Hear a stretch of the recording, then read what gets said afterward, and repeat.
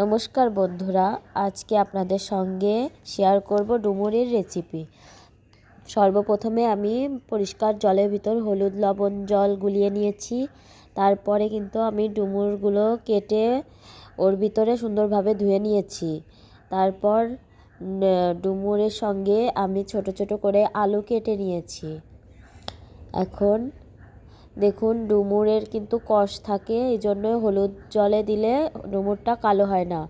আর আমি পেঁয়াজ, টমেটো, কাঁচামরিচ কেটে নিয়েছি। আবার কিন্তু আমি কড়াইতে জল এবং হলুদ আর লবণ দিয়ে ডুমুর আর আলু ভালো করে সেদ্ধ করে নিয়েছি।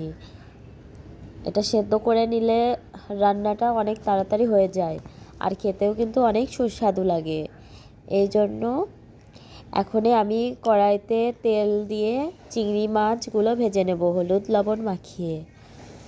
চিংড়ি মাছগুলো একটু লাল লাল করে আমি ভেজে উঠিয়ে রাখব।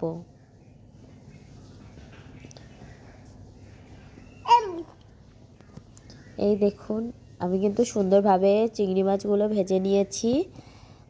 এখন বাটিতে তুলে রাখছি।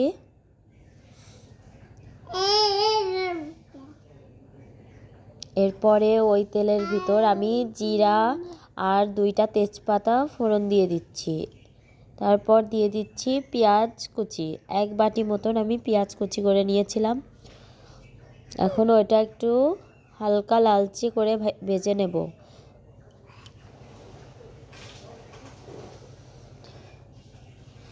ভেজে নেওয়া হয়ে গেছে। এখন আমি কিন্তু মশলাটা দিয়ে দেব। আমি জিরা, শুকনো মরিচ আর আদা বেটে নিয়েছিলাম, সেটা দিয়ে দিয়েছি। আর তার সঙ্গে হলুদ আর লবণ দিয়ে দিচ্ছি পরিমাণ মতন।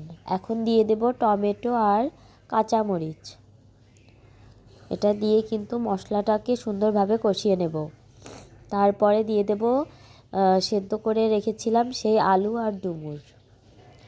এখন আবার আমি কিন্তু মশলার সঙ্গে এটা ভালোভাবে মিশিয়ে নেব। কিছু সময় ধরে কিন্তু এটা ভালোভাবে মিশিয়ে নিতে হবে।